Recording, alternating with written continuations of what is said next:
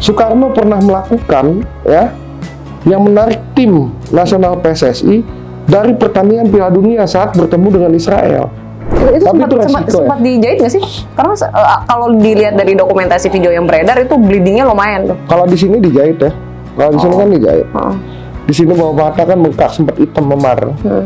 Nah, kalau belakang benjol ya, alhamdulillah ditimpa batu benjol. Ya ada, orang semua kan belajarnya sama saya. Berapa yang aku ketemu ini kan saya ngajarin. Adalah struktural dirimu. Anak buah saya. Jadi saya ngomong simpel. Jadi ya saya bagus dong. Berarti saya orang yang mendidik, orang menjadi hebat. Ya kan? Jadi guru yang hebat itu adalah yang mencetak murid yang lebih hebat dari. Nah, cuma dia bisa lebih hebat nggak? Saya tunggu ketua KNPI lainnya yang mungkin mau berkunjung ke Misunderstanding untuk menjawab tantangan Bang Haris mungkin.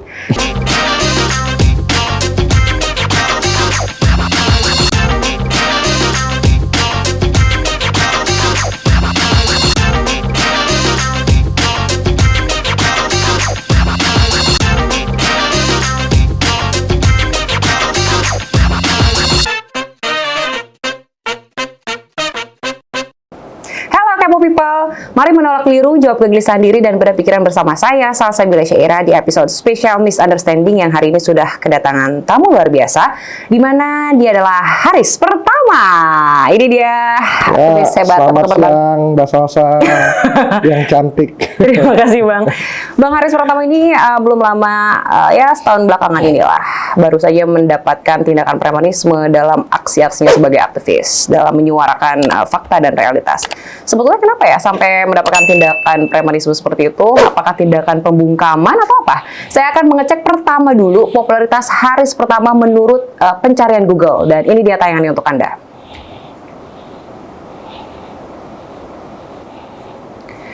Oke Bang Haris, Anda di mesin pencarian Google atas nama Haris pertama ada 12.400.000. Sibuk banget ya jadi aktivis?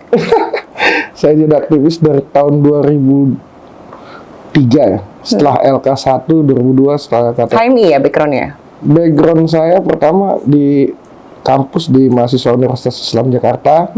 Lalu ikut LK ya, latihan kader 1, Himpunan Mahasiswa Islam. Dan sekarang aktif di KNPI, Ketua Umum KNPI? Alhamdulillah terpilih menjadi Ketua Umum DPP KNPI 2 kali. 2 kali. Saya pengen bahas juga tentang ramainya ke KNPI-an di Indonesia ini. Tapi sebelum itu aku pengen tanya dulu nih berkaitan dengan pernah menerima tindakan premanisme itu. Ini ada rasa takut gak sih sekarang? Enggak juga sih. Enggak. Karena dari semenjak saya masuk dunia aktivis, ya memang apa ya, tindakan-tindakan ancaman, habis itu juga gangguan-gangguan teror ya, itu sudah terjadi ya dari tahun 2003 ya, 2003 sampai ya saat kejadian itu baru tindakan aslinya. Ya mungkin beberapa. Jadi maksudnya selama jadi aktivis teror-teror tuh udah biasa gitu? Ya biasa aja. Itu resiko perjuangan. Jadi, tapi kok kayaknya tuh Haris pertama tuh selalu punya informasi eksklusif gitu loh. Jadi apa ya namanya, whistleblower dalam beberapa isu-isu politik misalnya gitu. Ya kita sering sering diskusi dengan banyak tokoh. Habis itu juga dengan kawan-kawan aktivis kita juga kumpul-kumpul. Ya jadi sebetulnya informasi itu didapat bukan hanya di berita ya, tapi dari sesama kawan-kawan juga kita bisa saling bertukar informasi. Setelah itu kita godok, kita cek datanya fix atau enggak, ya baru valid kita, atau enggak gitu ya, baru berani ngomong. Dan teror-teror yang sebelum kejadian paling parah kemarin itu apa aja tuh biasanya bentuk-bentuknya? Ya pernah sekretariat, dulu saya di Kamrat ya, Komite Aksi Mahasiswa Reformasi dan Demokrasi, itu pernah dilempar batu, ya pernah didatengin orang-orang besar ya, orang-orang suruhan. Ya nggak masalah sih. Bagi saya sama. Berdampak ke keluarga nggak sih? Sebetulnya semenjak menikah tahun 2013 ya ada ketakutan ya sama istri ya tentang kegiatan saya di dunia aktivis. Tapi ya biasa aja. Sebelum-sebelumnya juga orang tua juga seperti itu ya. Nanti anak saya nih ditangkap, anak saya dilukai atau diculik. Ya biasa aja. Jadi sebetulnya yang harus ditekankan bahwa yakin aja bahwa apa yang kita suarakan selama itu tidak fitnah, ya pasti banyak perlindungan lah, terutama dari Allah Subhanahu Wa Taala. Amin, amin. Ini juga nggak sih Bang mikir gini nggak sih bahwa tindakan kriminalisasi, premanisme terhadap aktivis juga sebetulnya adalah salah satu bentuk reaksi dari orang-orang yang biasanya disebutkan dalam narasi-narasi tersebut bahwa itu benar.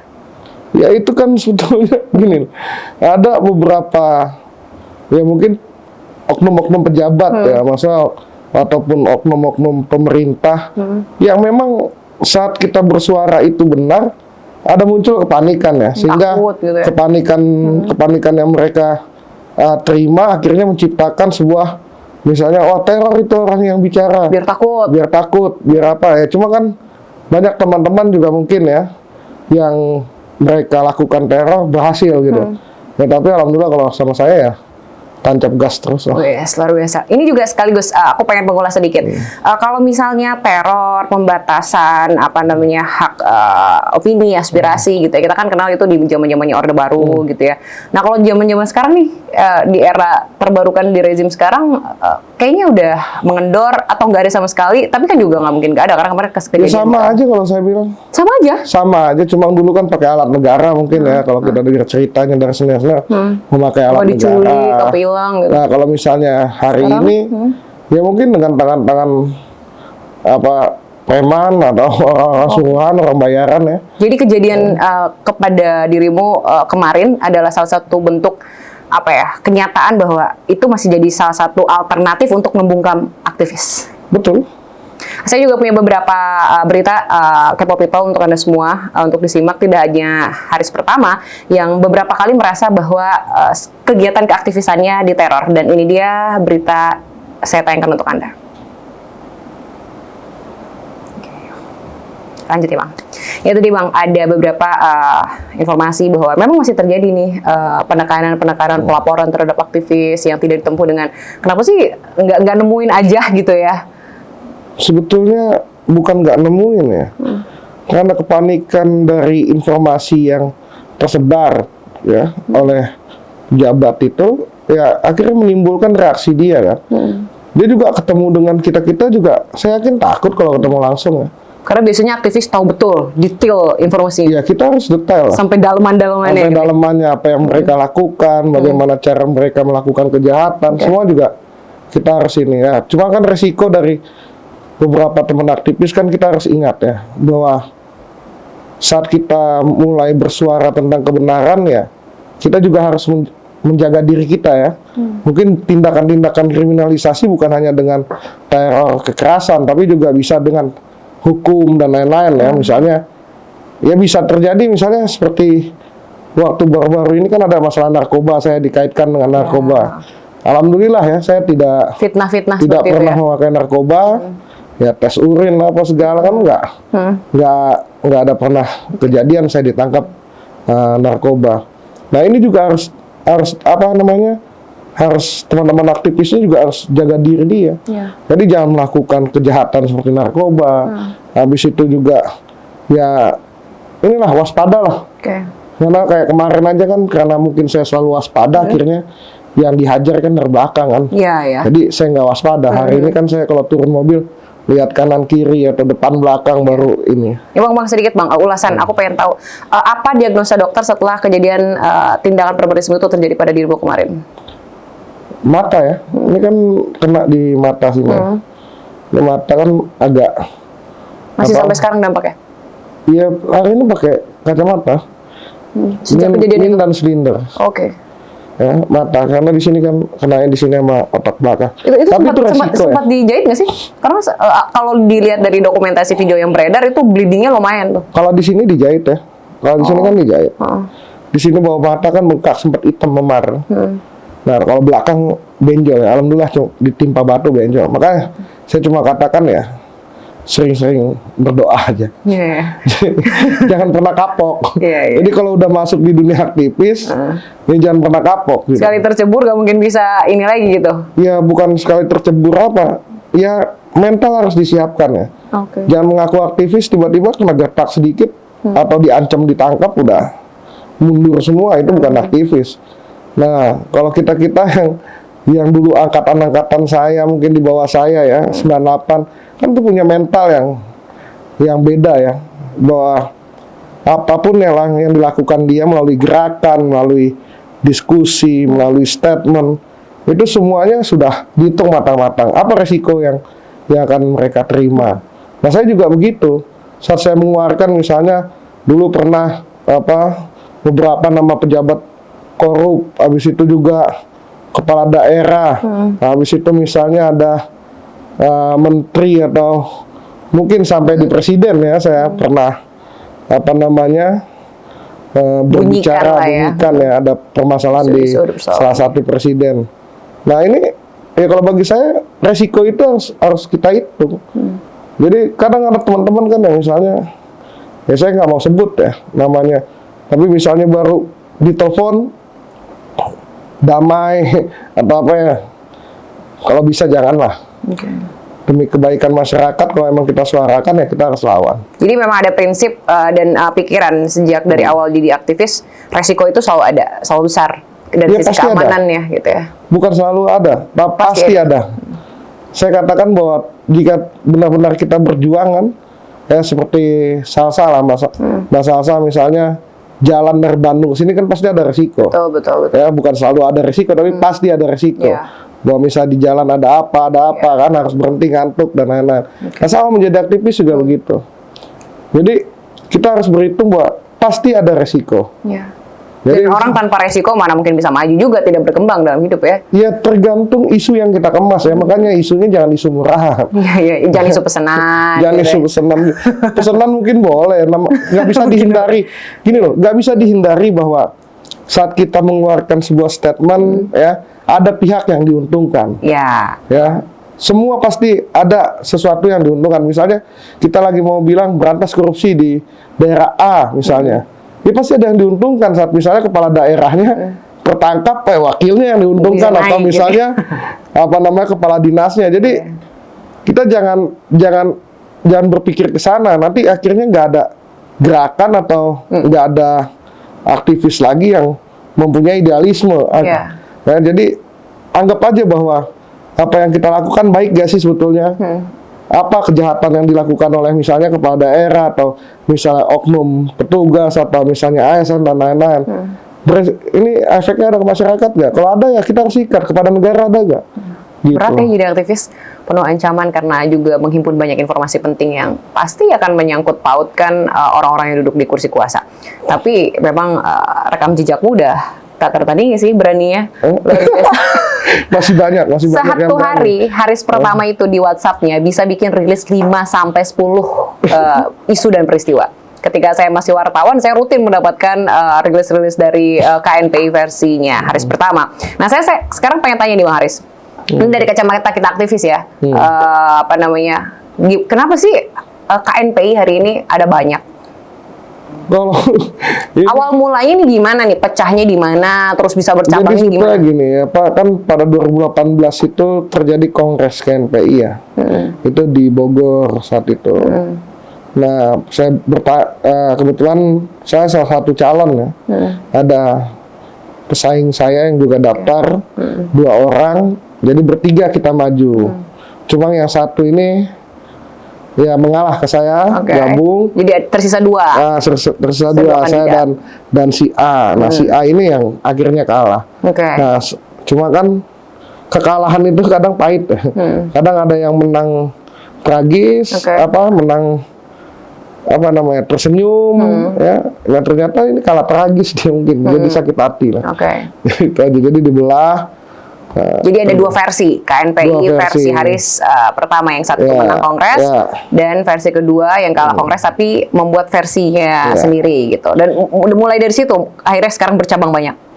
Ya sebetulnya salah satu sebabnya juga ada sebab-sebab lain. Saya menarik bahwa KNPI ini untuk kembali ke tengah, karena pasca reformasi ini kan KNPI sebelumnya kan dianggap bahwa ini KNPI adalah Golkar. Ya, sedangkan pada pasca reformasi ini ya kita harus berbaur dengan yang lain. Ada di situ ada PDI, di situ ada Demokrat, ada yang lain-lain ya, partai-partai lain misalnya P3, PKS, yang lain-lain lah.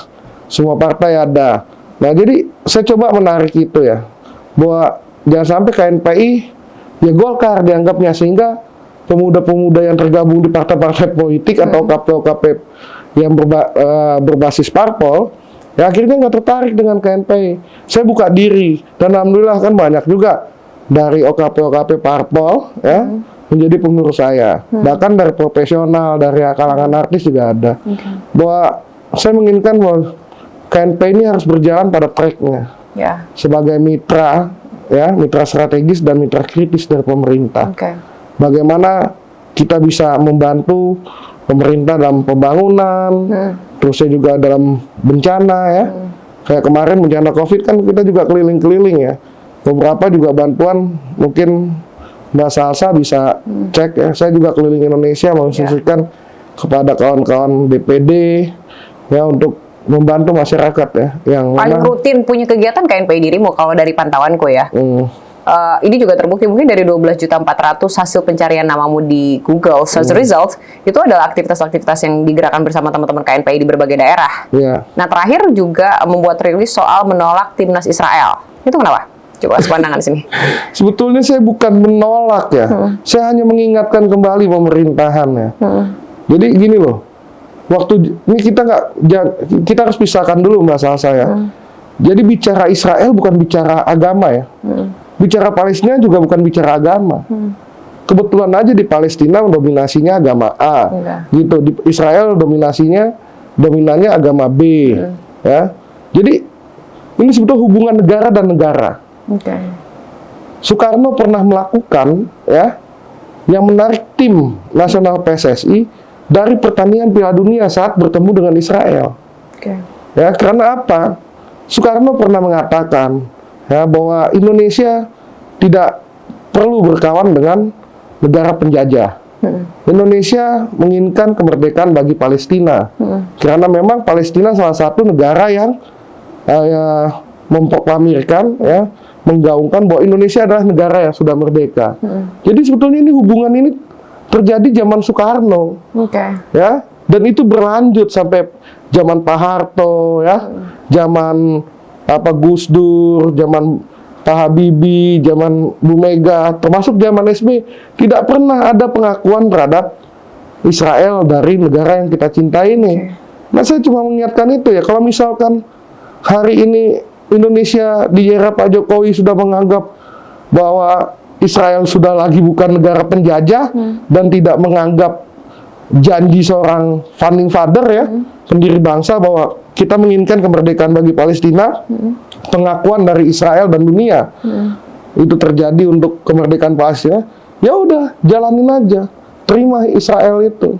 Berarti kan ada pengkhianatan terhadap janji pendiri bangsa, dan itu yang harus diingat. Jadi bukan janji hari, gitu loh.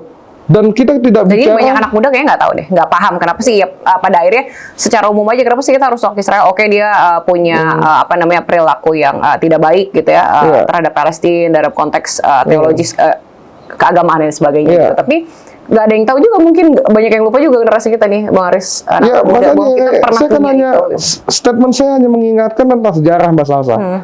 Ya, sejarah yang saya tulis dan saya sebarkan. Bahwa pernah terjadi Bung Karno menarik timnas PSSI untuk tidak bertanding di Piala Dunia. Saat di situ ada Israel, bertemu dengan Israel. Jadi sebetulnya gini, Palestina mengakui Indonesia merdeka bukan karena Indonesia semuanya orang umat Muslim, orang Islam.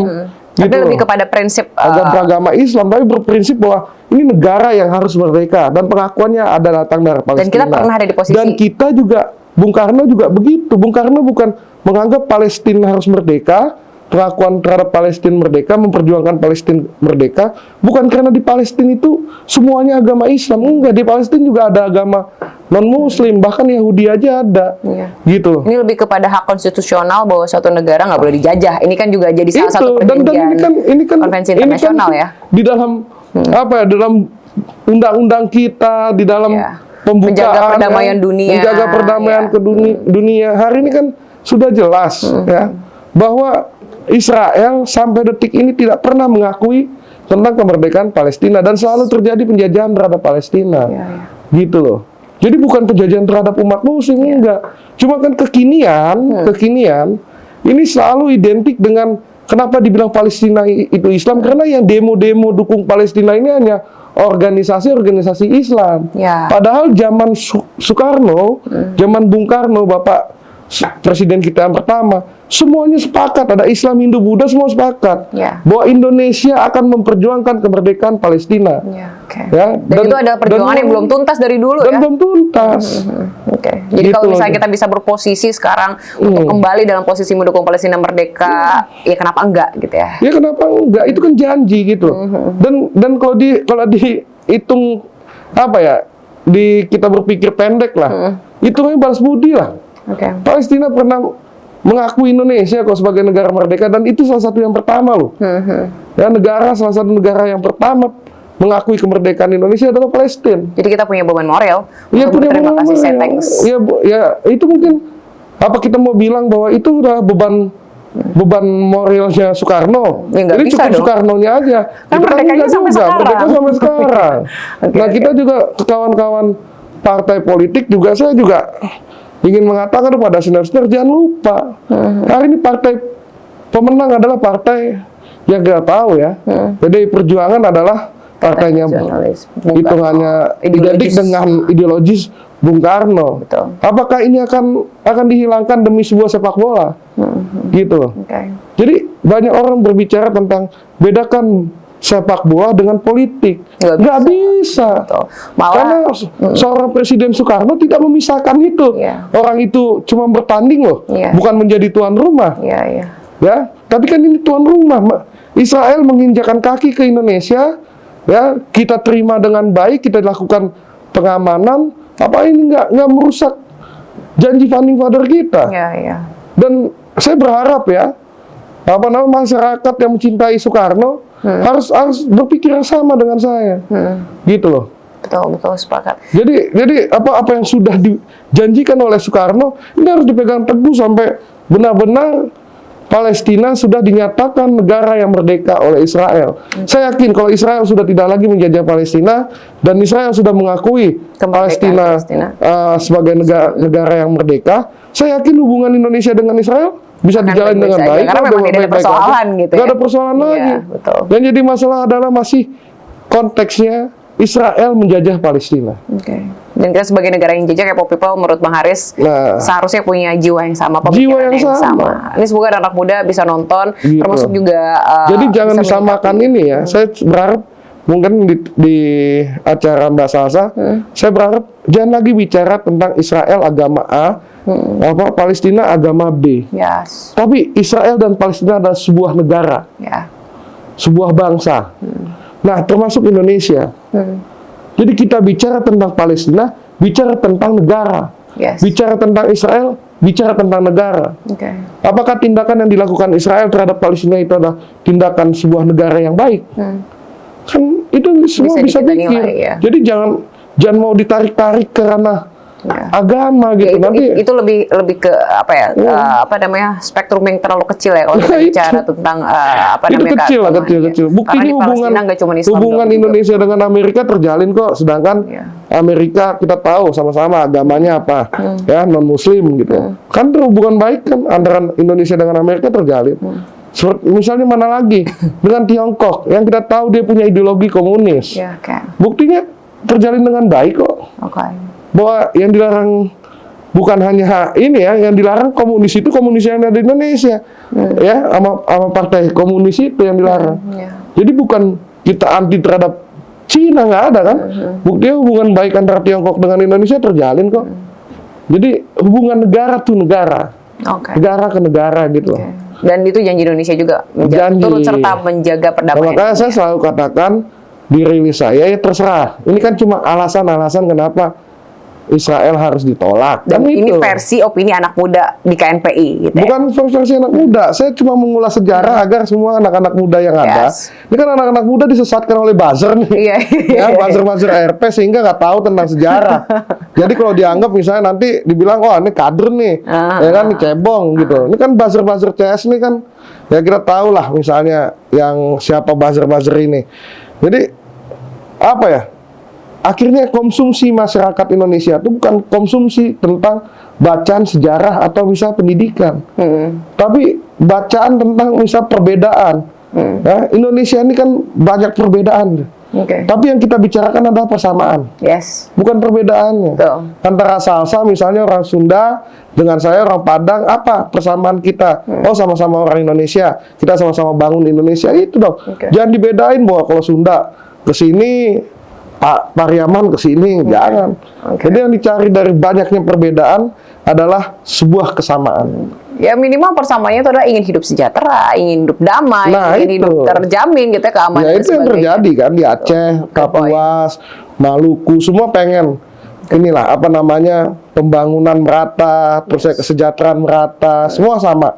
Ya, terusnya juga yang saya ingatkan tadi ya, lebih banyak lah kita coba kayak Mbak Salsa kan termasuk orang cerdas nih. Amin. Ya, dengan kawan-kawan Mbak Salsa masuk ke media sosial. Ya, cerdaskan anak-anak bangsa yang hari ini nggak paham. Ya.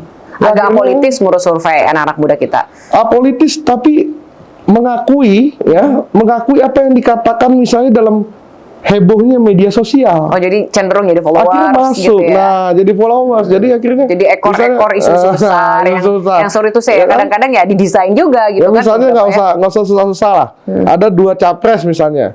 Ya, itu cuma itu sampai di titik itu.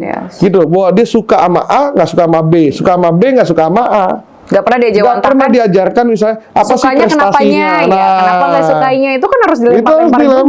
Juga, jadi jangan kemakan isu gitu loh. Karena media sosial hari ini kan selalu munculnya isu, ya kan? Follow the wave yang ngikutin ombak yang dibuat yang besar. Ya seperti beberapa buzzer kan yang pernah berhadapan dengan KNPI kan, mungkin Mbak Salsa bisa cek bahwa sebetulnya mau dikatakan oleh KNPI adalah ayolah bermedia sosial yang sehat, gitu loh. Maksudnya kalau emang ada kesalahan, ya buka kesalahannya. Kalau misalnya Anda yang disalahkan, ya jelaskan. Jangan lagi misalnya kan, ya mungkin masalah kriminalisasi itu untungnya debt collector kan. Misalnya apa namanya tiba-tiba dipikir saya punya hutang, digebukin karena punya hutang. Ya untung bukan ini, misalnya apa namanya penyiram tanaman. Ya kalau enggak yang punya sampah itu bisa dibilang saya tukang sampah dong. Kalau dia gebukin kan ya dibayar orang, jadi itu aja. Itu salah satu bukti bahwa Haris Pratama ini agak keras juga dalam opini dan aspirasi kritis terhadap situasi-situasi pemerintahan dan situasi hari ini. Aku juga mau tanya ini dong Bang, KNPI ini kan pasti punya tanggung jawab dong terhadap generasi muda karena itu adalah fungsi utama daripada KNPI sebagai wadah kreasi, prestasi, kekaryaan gitu ya dari anak-anak muda. Dengan kondisi hari ini saya sih pengen bilang bahwa terlalu banyak yang ego untuk menggunakan KNPI membesarkan dirinya. Tapi kalau saya cek background, kayaknya dirimu adalah salah satu ketua KNPI yang, berasal dari kaum proletar. Jadi tumbuh dari proses berorganisasi yang matang. Bukan anak siapa, punya kekayaan apa, background dekat dengan keluarga mana gitu ya. Jadi saya pengen tanya itu adalah, gimana nih tanggung jawab Bang Haris melihat situasi ini sebagai Ketua Umum KNPI hari ini? Pengen dong pasti menyelesaikan kebingungan ini gitu loh. Kalau pada hari ini saya sih cuma berpikir begini. Kalau memang mereka sama dengan saya mengaku seorang Ketua Umum, ya udah buat kegiatan yang banyak-banyak aja. Oh jadi gitu. Dirimu menantang Ketua KNPI lain-lainnya nih yang udah mulai muncul? Buat kegiatan kreatif ya, jangan ikut-ikutan lah ya. Makin banyak kegiatan makin bagus untuk banyak anak muda. Untuk banyak anak muda, bukan hanya anak muda tapi masyarakat ya. Mungkin kalau misalnya ada 20 KNPI yang aku ketua umum ya, kalau semuanya pada buat santunan berarti kan ada 20 provinsi yang nerima santunan dari KNPI. Good point sih. Tapi legowo banget sih lo. Emang gak terganggu dengan ketua KNPI lain yang mengaku-ngaku atau memang merasa bahwa gua yang paling KNPI misalnya? Pengakuan seorang ketua umum kan bukan dari mereka. Pengakuannya dari pemuda Indonesia. Berapa banyak pemuda Indonesia yang mengakui, misal saya sebagai ketua umum kan, atau mengakui mereka kan nggak lucu kalau misal saya bilang Pak Salsa harus ngakuin saya ketua umum, kayaknya norak amat gitu. Jadi mending Ya hari ini ya. Haris pertama bijaksana juga ya. Bukan bijaksana. Galak di media, galak statement-statementnya ternyata nggak terganggu gitu ya. Bukan masalah bijaksana ya. Tapi kan ini kan jadi seru kan. Iya. Kan nanti gini, untuk menjadi orang hebat, mengaku orang hebat itu ini loh, ada risiko loh, Mas Salsa. Mas Salsa misalnya ngaku artis, ya, atau ngaku cantik lah. Tiba-tiba besok misalnya ada jerawat banyak, pasti Mas Salsa kan, waduh, gue jadi artis jelek nih. Ya kan gitu kan? Resikonya ada. Sama dengan hari ini saya misalnya ngaku sebagai ketua umum KNPI. Mereka mengaku sebagai ketua umum KNPI. Tiba-tiba mereka nggak punya kegiatan, mereka nggak lakukan apa-apa untuk bangsa ini, untuk pemuda, untuk masyarakat. Nanti mereka yang malu loh. Ya kan, kalau saya sih biasa aja, saya dari kalangan bawah, ya. Jadi kalau saya jatuh lagi nggak masalah, udah biasa. Tapi kalau mereka yang misalnya yang merasa hebat ini tiba-tiba nggak bersiap menerima kejatuhan kan bahaya loh. Banyak orang yang stres juga. Jadi Haris pertama nggak masalah, banyak ketua umum KNPI versi lainnya, bahkan malah menantang dalam kompetisi karya dan prestasi untuk membuat kemaslahatan bagi masyarakat. Ya terbukti kan, mereka sudah menunjukkan ada SK Kumham ya. Kan saya juga sedikit aneh ya. Jadi untuk diakui sebagai ketua umum KNPI hanya memperlihatkan SK Kumham, bukan eksistensi. Dan itu nggak pernah ada di dunia aktivis. Yang saya tahu dunia aktivis ya, dunia pergerakan, yang pengakuan terhadap seorang pemimpin itu dari apa yang dilakukan dia, apa yang diperbuat dia, bukan selembar surat.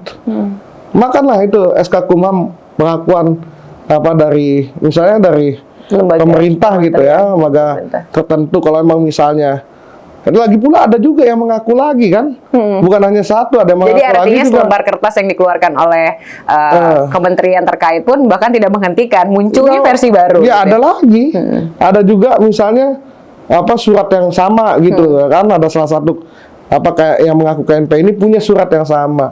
Ini kan jadi aneh gitu loh, Mas Salsa. Maksud saya apa sih yang mau mereka tunjukin dengan SK Kumham itu? Apakah karena mereka punya SK Kumham mereka bisa dapat dana hibah dari semua kepala daerah dan lain-lain, atau dari pemerintah, ataukah dengan menunjukkan SK Kumham ini sehingga anak-anak daerah memanggil dia seorang ketua umum? Nggak gampang, Mas Salsa. Untuk membuat seorang Mbak Salsa memanggil saya ketum nggak gampang kan? Nggak bisa serta-merta Mbak Salsa saya ini punya surat ketum lo panggil. Belum tentu Mbak Salsa bilang saya ketum.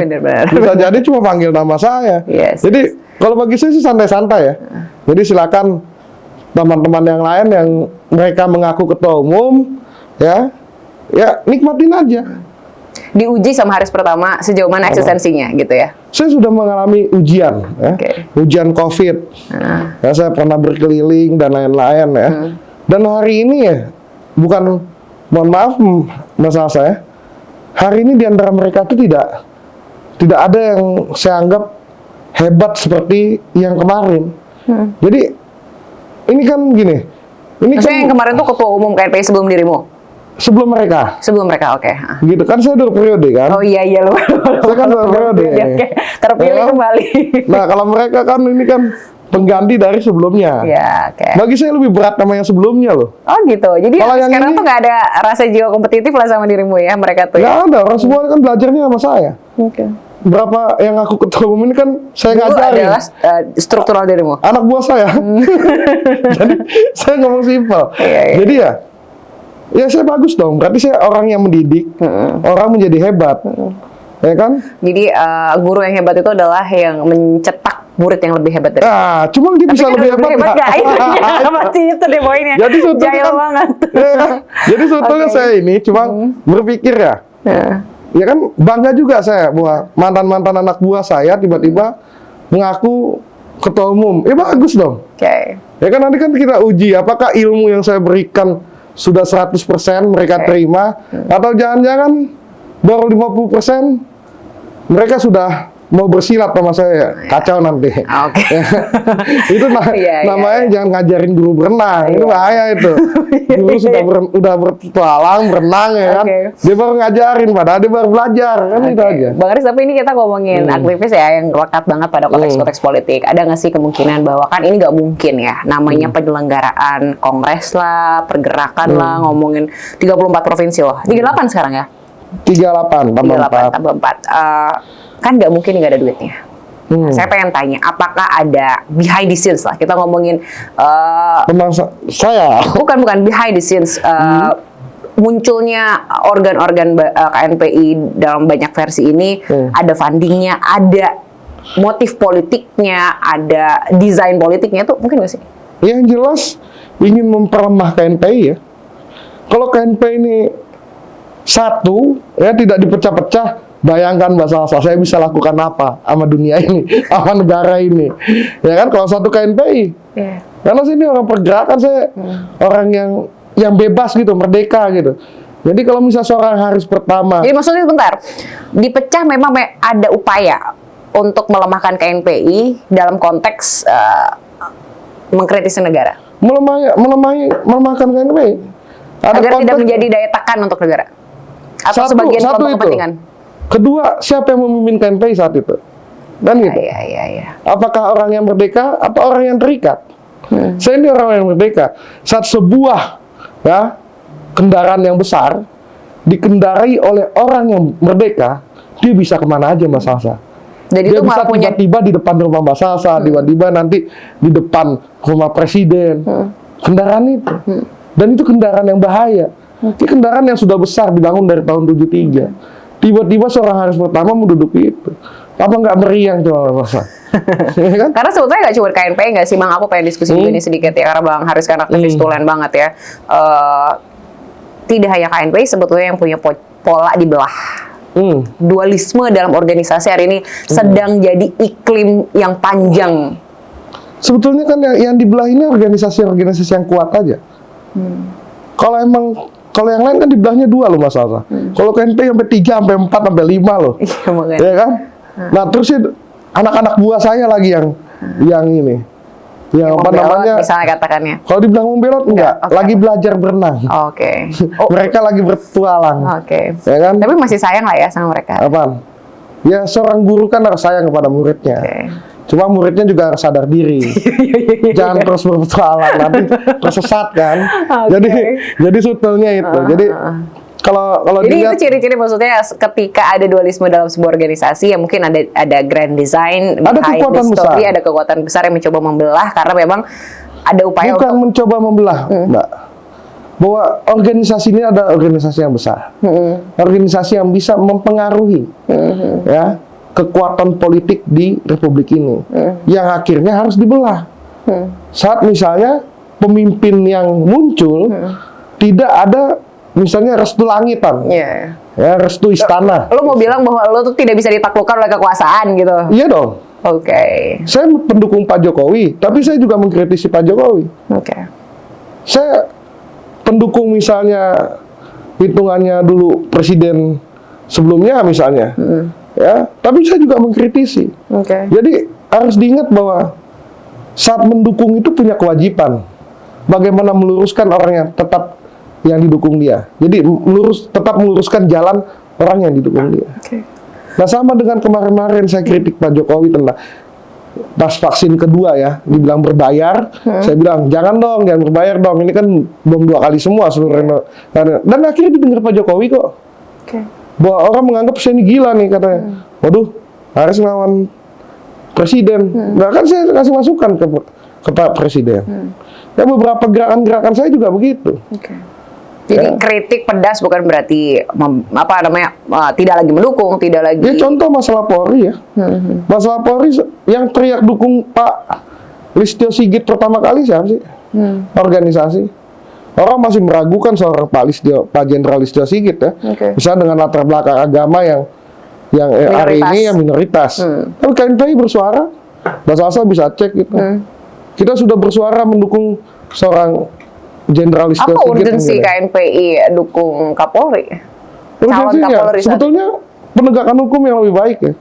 Jadi kan menitipkan kepada orang yang dianggap kader terbaik kepolisian. Iya, kita anggap saat itu bahwa Pak Listio Sigit, Jenderal Listio Sigit adalah petinggi Polri yang memang bagi kita anggap dia bisa menegakkan hukum di Indonesia. Terusnya dia ada kedekatan juga dengan penguasa hari ini di Indonesia. Pak Presidennya pernah menjadi ajudan dan lain-lainnya. Berarti dia bisa sedikit longgar, tidak dalam tekanan dalam penegakan hukum. Nah itu doang. Dan akhirnya terpilih Pak Listio Sigit. Tapi setelah saya mendukung, apa saya nggak kritik Polri? Saya bicara kok masalah Sambo, saya bicara masalah yang lain. Dan hubungan tetap baik-baik aja sama Pak Sigit? Ya baik-baik aja, toh saya kan bukan menyerang personal. Yes, kinerja ya? Bukan seorang personal Pak Jenderal, tapi kinerja. Bahwa ada oknum-oknum yang salah, ya saya ke oknumnya aja. Saya juga tidak mengatakan bahwa institusinya yang harus dihancurkan. Karena bagaimanapun institusi Polri ini harus ada di sebuah negara. Tidak pernah ada negara yang tidak punya polisi. Betul. Bisa dicek, tapi nggak punya tentara banyak. Ada beberapa negara yang nggak punya tentara, tapi kalau polisi pasti ada. Nah inilah yang saya bilang, bahwa menjadi pendukung itu tidak mesti harus menjadi penjilat. Dan nggak mesti harus jadi hamba yang iya iya dong. Ya, Bang, ya? Kita hanya boleh menghamba kepada Tuhan Yang Maha Esa. Ya, hari ini hari pertama lagi bijaksana ya. Beda kalau dilihat di TV kan gue orasi terus, aksi terus jalan. Bang, aku pengen closing statement dari dirimu untuk anak-anak muda yang masih mempertanyakan eksistensi kebermanfaatan dari KNPI dan secara khusus juga apa yang perlu dilakukan oleh anak-anak muda untuk mengawal segala hiruk pikuk yang terjadi dalam politik Indonesia, terutama jelang Pilpres.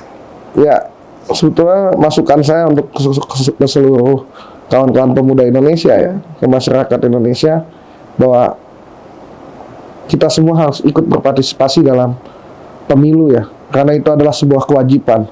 Suka atau tidak suka, kita harus mendukung salah satu calon yang memang nanti akan ditetapkan oleh KPU sebagai calon presiden atau calon wakil presiden. Dan saya berharap tidak ada gerakan-gerakan misalnya seperti golput, ya, gerakan anti terhadap misalnya politik. Ya, bahwa kita harus terjun ke politik. Apapun pilihan kita itu akan menentukan nasib bangsa ke depan. Dan saya berharap kepada kawan-kawan pemuda Indonesia untuk juga ya melihat latar belakang para calon presiden, ya bukan hanya ikut-ikutan mendukung A, mendukung B, tapi baca track recordnya semua. Saya yakin semua punya kelebihan, semua punya kekurangan. Tapi kita harus mencari yang terbaik dari yang terburuk. Jadi, walaupun ada keburukan-keburukan dari para calon presiden, kita harus memilih, ya, yang terbaik dari dua yang terburuk ini. Dibandingkan atau tiga yang terburuk. Ya, dibandingkan golput nanti yang terburuk banget lagi yang terpilih gitu ya. Jadi jangan sampai teman-teman golput, ya, teman-teman pemuda Indonesia atau misalnya ya antipati terhadap politik. Karena apapun yang ada di negara, di sebuah negara, pasti ditentukan dalam kapasitas politik. Ya, seperti misalnya pembangunan, ya habis itu juga misalnya sumber daya manusianya yang tercipta melalui pendidikan dan lain-lain, pasti nggak lepas dari politik. Jadi tidak boleh anti terhadap politik, tapi boleh anti terhadap kejahatan politik. Itu luar biasa. Good point, good quote. Tidak boleh anti terhadap politik, tapi boleh anti terhadap kejahatan politik. Terima kasih Bang Haris sudah mampir di Miss Understanding. Terima kasih banget. Kepo People, itu wawancara saya dengan Haris Pertama, Ketua Umum KNPI 2 periode, yang hari ini juga menghadapi banyak ketua umum KNPI lainnya. Tapi menarik loh. Haris Pertama mengaku mempersilahkan saja semua orang menjadi ketua umum KNPI kalau bisa ada 100 versi, tapi ditantang. Eksistensinya seperti apa? Karya prestasi dan kebermanfaatannya untuk pemuda Indonesia seperti apa? Itu sepertinya pertanyaan dan keinginan saya juga nih sebagai host. Semoga saja banyaknya KNPI juga membuat banyak pemuda lebih banyak punya akses untuk berprestasi dan berkarya. Tapi tentu saja harapan kita semua KNPI bisa jadi satu suatu saat nanti. Sampai ketemu di episode selanjutnya. Saya tunggu ketua KNPI lainnya yang mungkin mau berkunjung ke Miss Understanding untuk menjawab tantangan Bang Haris mungkin. Sampai ketemu di episode selanjutnya di Miss Understanding. Menolak keliru, jawab kegelisahan diri, dan berat pikiran bersama saya di Miss Understanding. Bye-bye!